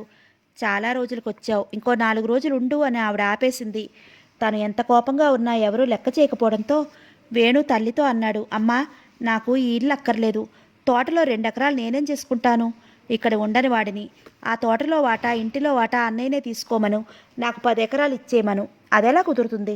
పొలం ఎకరం 15-16 వేలుంది. తోట ఎకరం 3-4 వేల కన్నా ఉండదు. అది కష్టపడి పండించుకుంటే లాభమే కానీ అమ్ముకోపోతే ఏమీ లేదు అంది. ఇప్పుడు నీ వాటా పొలం మీద పంట వస్తుంది, ఉన్న 2 ఎకరాల మీద పంట వస్తుంది. అవన్నీ మీరేం చేసుకున్నా నేను అడుగుతానా? కోపంగా అడిగాడు. ఎప్పుడూ ఎవరినీ పల్లెత్తు మాటలని రత్తమ్మగారు అంది. అన్నయ్య ఎంత డబ్బు కావాలో పట్టుకెళ్ళమని ఏ ద్వేషం లేకుండా అడిగాడు. నీకేదో నష్టమని పంపకాలన్నావు. అలాంటప్పుడు పెద్దవాళ్ళు చెప్పింది వినాలి. మామయ్యకి మొదటి నుండి నేనంటే ఇష్టం లేదు. కోపంగాని అక్కడి నుంచి వెళ్ళిపోయాడు. వెనక్కి తిరిగేసరికి లోకనాథం గారు గుమ్మంలో ఉన్నారు. ఆయన్ని చూడగానే క్షణం తెల్లబోయాడు. తర్వాత వెంటనే తేరుకుని వెళ్ళిపోయాడు. లోకనాథం గారు ఆ పూటే వెళ్ళిపోయారు. వెళ్లే ముందు, ఒరే సారథి, వాడికి నేను చెప్పింది నచ్చలేదు. వాడంటే నాకు ఇష్టం లేదనుకుంటున్నాడు. వాడంటే నాకు ద్వేషం లేదు. నీకు ఎలా బాగుంటుందనిపిస్తే అలా చేయి, కానీ ఒక్కటి మాత్రం గుర్తుంచుకో, వాడు బాగుపడాలి అంటే వాడి చేతికి ఆస్తి దక్కకూడదు. ఇలా అన్నానని మాత్రం అనుకోకు అన్నాడు. వాడి మాటలు నువ్వు మనసులో పెట్టుకోకు మామయ్య అన్నాడు ఇంకేమీ అనలేక. ఆయన వెళ్ళిపోయాక వేణు తల్లితో అన్నాడు. సరే, ఆయన చేయమన్నట్టే చేయమను. మీరంతా ఒకటయ్యాక నేనొక్కడిని ఏం చేయగలను? ఆ తోట 2 ఎకరాలు 5,000 చొప్పున కట్టుకుని 10,000 ఇమ్మను. నేను ఓ ఫ్రెండ్ కలిసి ఓ షాప్ పెడుతున్నాము. ఆవిడ సారథితో చెప్పింది. 10,000 పోతే పోయింది. ఈ డబ్బు కోసం వైరాలు ఎందుకు? దీంతో వాడు అక్కడ నిలబడగలనో లేదో తెలుస్తుంది అనుకుని 10,000 తీసుకొచ్చి తమ్ముడికిచ్చాడు. వేణు 10,000 ఇంట్లో సంసారానికి కావలసిన కొంత సామానుతో మద్రాసు వెళ్ళిపోయాడు. వేణు వెళ్ళిన 2 రోజులు బాగా ఆలోచించి ఒక నిర్ణయానికి వచ్చాడు. ఇంట్లో పని మీద ఊరు వెళ్తున్నానని చెప్పి బయలుదేరాడు. 2-3 రోజుల్లో వస్తానని చెప్పాడు. సారథి హైదరాబాద్ వెళ్లే ముందు కొద్దిగా పని ఉండి విజయవాడలో ఆగాడు. ఆ పని చూసుకుని బస్సు ఎక్కే ముందు కాఫీ తాగడానికి హోటల్కి వెళ్తే అక్కడ భాస్కర్ కనిపించాడు. ఎప్పుడూ సారథిని చూడగానే నవ్వుతూ గౌరవభావంతో పలకరించే భాస్కర్ సారథిని చూడగానే అదో రకంగా ఫీల్ అయ్యాడు. చూడనట్లు ముఖం తిప్పుకుని వెళ్ళబోయాడు. భాస్కర్ అంటూ భాస్కర్ భుజం మీద చెయ్యి వేశాడు సారథి. వెనక్కి తిరుగుతూ మీరా అన్నాడు అప్పుడే చూసినట్టు. ఎప్పుడొచ్చావు అని అడిగాడు సారథి. ఈరోజే డ్యూటీ మీద వచ్చాను. అంతా బాగున్నారా? భాస్కర్ కేసి పరీక్షగా చూస్తూ అడిగాడు. అంతా బాగున్నారు. అలాగే చూస్తూ ఒత్తి పలికాడు భాస్కర్. భాస్కర్ చాలా చిక్కాడు. ఎంత చలాకీగా అమాయకంగా ఉండే భాస్కర్ అదో రకమైన మొండితనం లాంటిది ప్రవేశించిందని సారథి గ్రహించాడు. ఇంకా ఉంటావా? రేపు వెళ్తాను అనేసి మనసులోనే బాధపడ్డాడు. ఈరోజే వెళ్ళిపోతానని చెప్పాల్సింది. నేను హైదరాబాద్ వద్దామనే బయలుదేరాను. భాస్కర్ కళ్ళలో ఆశ్చర్యం తొంగి చూసింది. నీతో మాట్లాడాలి, ఎక్కడుంటున్నావు అని అడిగాడు. సుగుణ విషయం అతను అసలు అడగనందుకు సారథి చాలా బాధపడ్డాడు. పడుకోవడానికి ఫ్రెండ్ ఇంటికి వెళతాను ముభావంగా అన్నాడు. రా, కాఫీ తీసుకుందాం అని లోపలికి తీసుకెళ్లాడు సారథి భాస్కర్ని. సారథి ఎంత మాట్లాడించినా భాస్కర్ ముభావంగా మాట్లాడసాగాడు. భాస్కర్ని సారథి వదిలిపెట్టదలుచుకోలేదు. భాస్కర్ ఫ్రెండ్ ఇంటికి వచ్చారు. ఆ ఫ్రెండ్ ఇంకా రాలేదు. భాస్కర్ తన దగ్గరున్న డూప్లికేట్తో తాళం తీశాడు. ఆ ఫ్రెండ్ భార్య పుట్టింటికి వెళ్ళింది. భాస్కర్కి అతనికి బాగా స్నేహం. భాస్కర్ ఎప్పుడొచ్చినా వీళ్ళింటికే వస్తాడు. సారథి ఇంటి దగ్గర నుండి బయలుదేరినప్పటి ఆలోచనలు భాస్కర్కి మాట్లాడే విధానం చూసేసరికి మారిపోయాయి. సారథి జాప్యం చేయదలుచుకోలేదు. ఏ టైంలోనైనా ఆ ఫ్రెండ్ రావచ్చు. అప్పుడు భాస్కర్తో మాట్లాడటం పడదు. తను హైదరాబాద్ వెళ్ళనక్కర్లేకుండా భాస్కర్ ఇక్కడే తటస్థపడడం తన అదృష్టం అనుకున్నాడు. 5-10 నిమిషాలు నిశ్శబ్దంగా గడిచిపోయాయి. ఉన్నట్టుండి సారథి అన్నాడు, నేను నీతో మాట్లాడాలని వచ్చానన్నాను. అదేమిటని అడగమే? ఏమిటో తెలుసుకోవాలని లేదా? మాట్లాడటానికి హైదరాబాద్ బయలుదేరిన మీరు మాట్లాడకుండా వెళ్ళరుగా? నువ్వు మాట్లాడినా మాట్లాడకపోయినా నాకేం లెక్కలేదు అన్నంత నిర్లక్ష్యంగా అన్నాడు. నువ్వు ఉద్యోగానికి ఎప్పుడు రిజైన్ చేస్తావో అడగటానికి వచ్చాను. భాస్కర్ కేసి పరీక్షగా చూస్తూ అన్నాడు. మంచం పట్టీ మీద ఆని అన్నట్టు కూర్చున్న భాస్కర్ దిగ్గున లేచి నిలబడ్డాడు. విసురుగా తల ఎత్తుకుతూ కోపంగా అడిగాడు, ఏమిటి మీరంటున్నది? నువ్వు ఉద్యోగానికి ఎప్పుడు రిజర్వ్ చేస్తావని అడుగుతున్నాను, ఒత్తి పలికాడు. ఏం మాట్లాడుతున్నారో తెలిసే మాట్లాడుతున్నారా? నేను ఉద్యోగానికి రిజైన్ చేయటం ఏమిటి? చాలా కోపంగా అడిగాడు.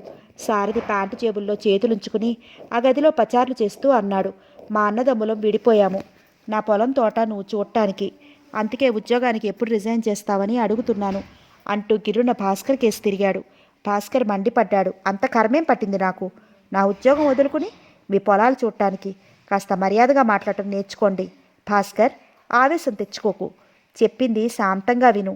సుగుణ ఆ రణగొడ ధ్వనిగా ఉండే సిటీలో ఉండలేనని, ఆ పల్లెటూరులోనే ప్రశాంతంగా ఉంటుందని మీకు ఎలాగైనా చెప్పమని ఒకటే ఇదిగా చెప్తోంది. భాస్కర్ ముఖ కవళికలు జాగ్రత్తగా గమనించసాగాడు.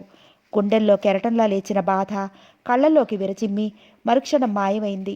భాస్కర్ వెంటనే అన్నాడు, నేను ఉద్యోగం చేస్తున్నానని, సిటీలో ఉంటున్నానని నన్ను చేసుకుంటే నాతో పాటు అంత రణగొడుతువని అయి కలిసి ఉండక తప్పదని తెలీదా? కోపంగా అన్నాడు. తన మీద ప్రేమతో తన కోసం ఆ పల్లెటూరు వస్తానని అనుకుందేమో. కలలు కరడంలో తప్పు లేదుగా. సారథి కనుబొమ్మలెత్తుతూ అన్నాడు, దేనికైనా ఒక హద్దంటూ ఒకటి ఉంటుంది. తను చెప్పిందల్లా చేస్తే తన మీద ప్రేమ ఉన్నట్టు, చేయకపోతే ప్రేమ లేనట్టునా? అతను చప్పును తేరుకున్నట్టుగా అన్నాడు. అయినా తన్ని రమ్మని నేనేం ప్రతిమాల్లేదే. అలా కలలు కంటూనే బ్రతకమనండి, వచ్చే జన్మకి ఫలిస్తాయి నిర్లక్ష్యంగా అన్నాడు. ఎవరి విషయంలోనన్నా ఇదే న్యాయమా? అంతవరకు మామూలుగా మాట్లాడినట్టు మాట్లాడిన సారథి సీరియస్గా అడిగాడు. హఠాత్తుగా అతడు సీరియస్గా అయిపోవడంతో క్షణంలో సగం సేపు తెల్లబోయినా వెంటనే అన్నాడు, అన్యాయంగా మాట్లాడటం మా వంశంలోనే లేదు. ఎవరికైనా ఒకటే న్యాయం. అన్యాయం చేయడం అంటే ఏమిటో మీ వంశంలోనే లేదంటున్నావు. మరి మా చెల్లెలు ఏం తప్పు చేసిందని అంత బాధ పెడుతున్నావు? ఒక్క ఉత్తరానికి కూడా జవాబు రాయకుండా ఎందుకింత చింత్రవద పెడుతున్నావు? నిలదీసినట్లు అడిగాడు. అదే మాట నేను అడుగుతున్నాను, జవాబు చెప్పండి. లత నా సొంత చెల్లెలు కాకపోయినా లతంటే మాకందరికీ ప్రాణం. లతని మీరెందుకు చిత్రవద చేస్తున్నారు? మా చెల్లెలని పల్లెత్తు మాట అనకపోయినా ఇన్నాళ్ళు మీ ఇంట్లో ఉంచినందుకు మీ చెల్లెలు బాధపడుతోందనేగా యుద్ధానికి బయలుదేరారు? ఆవేశంగా అన్నాడు. అందుకే చెప్తున్నాను, నేను చెప్పింది అన్ని విధాలా అనుకూలంగా ఉంటుంది. మీ చెల్లెలు మనసు బాధ పెట్టకూడదంటే నేను ఆ పల్లెటూరు వదిలి సిటీకి రావాలి. నేను సిటీకి రావాలంటే అక్కడి బాధ్యతలు వదులుచుకుని మీరు రావాలి. ఆ బాధ్యతలను నువ్వు స్వీకరించు. నేను మీ చెల్లెల కోరిక ప్రకారం సిటీకి వచ్చి ఆమె చెప్పినట్టు చేస్తాను. ఇది తేల్చుకుందామనే హైదరాబాదు బయలుదేరాను. నేనంత దూరం రానక్కర్లేకుండా నువ్వే కలిశావు. ఇప్పుడు నువ్వు నాతో వస్తే అక్కడ తోట పొలాలు వివరాలు అన్నీ చెప్తాను. నీకు ఆ బాధ్యత అప్పగించి నేను హైదరాబాద్ వెళ్ళిపోతాను నిదానంగా అన్నాడు. ఏమిటి మీరంటున్నది? భాస్కర్కి అంత కోపంలోనూ అయోమయంగా అనిపించింది. దీంట్లో అర్థం కానిదేముంది?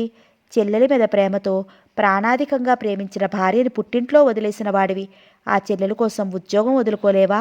ఇప్పుడు మీకు బాధ తెలిసింది.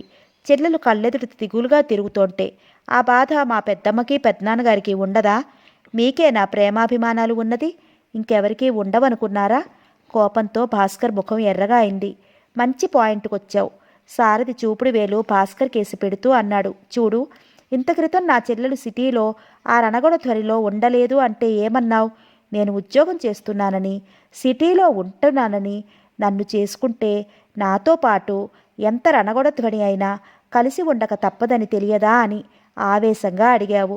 మరి మీ చెల్లెలని నాకు ఇవ్వాలనుకున్నప్పుడు నేను వ్యవసాయం చేస్తున్నానని, పల్లెటూరులో ఉంటున్నానని, సిటీలో ఉండే హంగు ఆర్పాటం అక్కడ ఉండవని, నాకు పిల్లనిస్తే పిల్లని ఆ పల్లెటూరు పంపాలని మీ పెద్దమ్మ పెద్దనాన్నలకు తెలియదా? నన్ను చేసుకుంటే ఎంత పల్లెటూరు అయినా నాతో కలిసి ఉండక తప్పదని మీ చెల్లెలకి తెలియదా? చెప్పేది సరిగ్గా చెప్పండి. భాస్కర్ సారథి నుండి ముఖం తిప్పుకుంటూ అన్నాడు. ఏ విషయాలు ఎలా ఉన్నా నచ్చ చెప్పాలే కానీ మానవత్వమే మర్చిపోయి ప్రవర్తించటం అంత వివేకం అనిపించుకోదు. నేను సుగుణని ఎలా ఇష్టపడి చేసుకున్నానో లత మిమ్మల్ని అంత ఇష్టపడి చేసుకుంది. తన ఊహలన్నీ తలకిందులయ్యాయంటే ఆ మనసు ఎంత వ్యధ చెంది ఉంటుందో కాస్తైనా ఆలోచించారా? తల్లిదండ్రులైనా తన కూతురు సుఖంగా కాపురం చేసుకుంటుందంటే పొంగిపోతారు. అంతేకాని తన కూతురు నరకయాతన పడుతుంటే ఏ తల్లిదండ్రులు సహించగలరు? భాస్కర్, లత నన్ను ఇష్టపడిన దానికి పదింతలు ఇష్టపడి చేసుకున్నాను. లత మీ పెద్దమ్మ పెదనాన్నలు ఏం చెప్పారో నాకు తెలియదు. నేను అంత మానవత్వం మర్చిపోయేంత హీనంగా దుర్మార్గంగా ఏమీ ప్రవర్తించలేదు. మేమిద్దరం విడిగా ఉండటానికి అతి చిన్న కారణం అంటూ అసలు సంగతులన్నీ వివరంగా ఏదీ దాచకుండా చెప్పాడు. తన తండ్రి పోవటం, ఆస్తి ఎలా నిలబెట్టుకున్నది కూడా అంతా చెప్పాడు. ఇప్పుడు చెప్పు, లతకి నేనేం లోటు చేశాను? మా అమ్మ లతని కన్న కూతురు కన్నా ఎక్కువగా చూసుకుందే. వాళ్ళకి అలాంటి అభిప్రాయాలు ఉంటే మొదట తేల్చుకోవాలి గాని పెళ్ళి అయ్యాక ఎవరి కోసం వింటాడని అనుకోవడమేనా? నీకు నా మాటల మీద నమ్మకం లేకపోతే లతని అడుగు. నేనేం బాధ పెట్టానో? లత అవునంటే నేను సంతోషంగా ఒప్పుకుంటాను. బాబును చూడాలని మనసు పీకుతున్నా గుండెని రాయి చేసుకున్నాను. వేణు పెళ్లికి రాకపోవడంతో వాళ్ళకి పట్టుదలలే ముఖ్యమని మనసు అనేదే లేదని తెలుసుకోగలిగాను. వాళ్ళు చెప్పిందంతా తల వంచి వింటే మంచివాణ్ణి, లేకపోతే క్రూరుణ్ణి, దృష్టుణ్ణి. నేను ఎవరినీ మోసం చెయ్యలేదు. ఆ నమ్మకం నాకుంది చాలు. భాస్కర్ సారథి చెప్పింది వింటుంటే చాలా ఆశ్చర్యంగా అనిపిస్తోంది. చదువుకున్న లత కూడా ఇంత సిల్లీగా ప్రవర్తిస్తోందా? సారథి తిడతాడని కొడతాడని, బాబు పుట్టగానే వచ్చి అప్పుడు కూడా బాలింతరాలని పట్టుకు తిట్టాడని, లత ఏడ్చి ఏడ్చి జ్వరం తెచ్చుకుందని, అతని బుద్ధి కూడా అట్టే మంచిది కాదని, పైగా లతని అనుమానించి బాబు పుట్టుకని శంకించాడని, అవన్నీ అబద్ధాలేనా?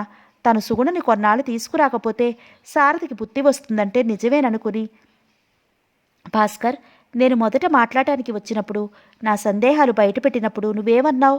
జ్ఞాపకం లేదా? ఏ విషయంలోనైనా ఎవరి పద్ధతులు వారివి అన్నావు. మనం స్నేహితుల్లా ఉందామన్నావు. ఆ విషయాలన్నీ మర్చిపోయావా? సారథి గొంతులో ఆవేదన తొంగి చూసింది. నా మూలంగా ఏ తప్పు చేయని సుగుణ ఎంత బాధపడుతుందో నీకు తెలియదు. అసలు ఎవరికీ తన బాధ చెప్పుకునే లేదు. మేము ఎంత చెప్పినా 2 రోజులు కూడా సుగుణని వదిలి ఉండలేక కూడా తీసుకెళ్ళిపోయేవాడివి. ఇన్నాళ్ళు ఉంచేవేమిటా అని అనుమానం కలిగి ఆఖరికి తెలుసుకున్నాను. భాస్కర్, అన్ని విషయాలు నీకు చెప్పాను. ఇప్పుడు నన్ను ఏం చేయమంటావో నువ్వే చెప్పు. మా వాళ్ళని వాళ్ళ కర్మానికి వదిలేసి మీ వాళ్ళు చెప్పినట్లు నన్ను చేయమంటావా? క్షమించండి. నా తల్లి బాధ్యత, నా తమ్ముళ్ళ బాధ్యత సక్రమంగా నేను నిర్వర్తిస్తూ మిమ్మల్ని ఆ బాధ్యతల్ని విస్మరించమని నేను ఎలా చెప్తాననుకున్నారు? సుగుణ ఎప్పుడూ నా తల్లి గురించి కానీ నా తమ్ముళ్ళ గురించి కానీ ఎప్పుడూ చెడుగా చెప్పలేదు. వాళ్ళని చూడవద్దని కూడా చెప్పలేదు. భాస్కర్ సారథి దగ్గరికి వస్తూ అన్నాడు. మీ మాట మీద నాకు నమ్మకం ఉంది. వేరే లతని అడగక్కర్లేదు. పెద్దమ్మ పెదనాన్నగారు చెప్పింది నిజమే అనుకున్నాను. లత అంటే మా ఇంట్లో అందరికీ ఇష్టం. సుగుణ కొన్నాళ్ళు మీ ఇంట్లో ఉంచేస్తే మీరు దారికి వస్తారంటే నిజమే అనుకున్నాను. సుగుణకి అసలు రహస్యం చెప్పేస్తే అది మీకు తెలిసిపోతుందని, సుగుణ బాధపడుతుందని తెలిసినా గుండె గట్టిపరుచుకున్నాను. సుగుణని బాధపడవద్దని చెప్పండి. నేను ఒక వారం రోజుల్లో వస్తాను. ఇప్పుడు రావడానికి లేదు. భాస్కర్ గభాల్న భాస్కర్ని కావుగరించుకున్నాడు. నీది ఎంత మంచి మనసు. సుగుణ గొప్ప అదృష్టవంతురాలు. ఆనందం పట్టలేక గట్టిగా అన్నాడు. నేను అదృష్టవంతుడిని. కారణం తెలియకపోయినా తనలో తనే బాధపడింది కానీ ఒక్క ఉత్తరంలో కూడా నేనేం చేశాను అని నిలదీసి రాయలేదు. అతని కళ్ళు తడి అవడంతో ముఖం మరోవైపుకు తిప్పుకున్నాడు. భాస్కర్ పరిస్థితి గ్రహించిన సారథి సంభాషణ మార్చాడు. మర్నాడు సారథి ఆనందంగా ఇంటికి బయలుదేరాడు. సారథి వెళ్తుంటే భాస్కర్ అన్నాడు. లతకి నేను చెప్తాను. మీరు మొదటి విషయాలు మనసులో పెట్టుకోకండి. మనసులో పెట్టుకోవడానికి ఇందులో ఏముంది? తనకి ఎప్పుడు రావాలనిపిస్తే అప్పుడు రావచ్చని చెప్పాను అన్నాడు. సారథి వచ్చేసరికి పుష్ప సారథికి ఎదురొచ్చి, అన్నయ్య, సుగుణ మెట్రిక్ కడుతుందట. ఈరోజే చదువు మొదలెట్టింది కుతూహలంగా రహస్యంగా చెప్పింది. సారథి నవ్వుకున్నాడు. సుగుణ ఎక్కడుంది అని అడిగాడు. దొడ్లో అరుగు మీద కూర్చుని చదువుకుంటోంది అంది. సారథి దొడ్లోకి వెళ్తుంటే వెనకాలే పుష్ప రాబోయింది. నువ్వెక్కడికి? వెళ్ళి చదువుకో. నీకు ఈ మధ్య అల్లరి ఎక్కువైపోయింది. కోపం నటించాడు. పుష్ప ఆగిపోయింది. సారథి దొడ్లోకి వెళ్ళాడు. పాదాల సవ్వడికి తల తిప్పి చూసిన సుగుణ చేతిలో ఉన్న ఇంగ్లీష్ పుస్తకం చప్పును దాచేసింది. ఏమిటి సుగుణ అన్నాడు. ఏదో నవల అన్నయ్య తల వంచుకుంటూ అంది. సారథి దగ్గరికి వచ్చి, ఏది నన్ను చూడని, ఏం నవల అన్నాడు చేయి చాస్తూ. నీకు నచ్చదులే, నువ్వు నవలలు చదవు కదా. ఇంకాస్త దాచుకుంది. మంచి పుస్తకం అయ్యి బాగుంటే చదువుతాను. ఏది చూడని నవ్వుతూ అన్నాడు. అన్నగారి ముఖంలోకి వింతగా చూసింది సుగుణ. అన్నగారి ముఖంలోకి ఎన్నడూ చూడనంత ఆనందం చిందులు వేస్తోంది. నేను చూడకూడదా సుగుణ అన్నాడు. అది కాదన్నయ్యా, సరదాగా చదువుదామని ఏమీ తోచడం లేదు. ముఖం దించుకుంటూ సణిగింది. సుగుణ చేతిలో పుస్తకం తీసుకుని చూస్తూ ఎప్పుడు మొదలుపెట్టావు అని అడిగాడు. ఈరోజే. అతనికేసి ఒకసారి చూసి మళ్ళీ చూపులు మళ్లించుకుంది. నువ్వు మొదలుపెట్టిన వేళ మంచిదే అని నవ్వాడు. సుగుణ తల ఎత్తింది. అన్నగారి ఆనందానికి కారణం తెలియటం లేదు. భాస్కర్ వారం రోజుల్లో వస్తున్నాడు. సుగుణ దిక్కును లేచి నిలబడింది. నిజంగా? కోటి ప్రశ్నలు ఆ సంభ్రమంలో నుంచి తొంగి చూశాయి. అవును. నేను భాస్కర్ దగ్గరికి వెళదామని బయలుదేరితే అతను విజయవాడలో కనిపించాడు. అతను డ్యూటీ మీద వచ్చాడు. ఇప్పుడు రావటానికి లేదన్నాడు. వెళ్ళేటప్పుడు చెప్పలేదేమి అన్నయ్య? సుగుణకి ఆనందంతో కళ్ళల్లోకి నీళ్లు తిరుగుతున్నాయి. అతని దగ్గర నుండి ఎలాంటి జవాబు వినవలసి వస్తుందోనని భయం వేసింది సుగుణ. సుగుణ, భాస్కర్ గుణగణాలు నేను నీకు చెప్పనక్కర్లేదు. భాస్కర్ రాగానే జరిగిందేమీ అతని వద్ద కదపవద్దు అన్నాడు. నేనెందుకు కదుపుతానన్నయ్య? ఆయన మనసు నాకు తెలియకపోతే కదా అంది నెమ్మదిగా. సారథికి కొండంత భారం దింపుకున్నట్టయింది.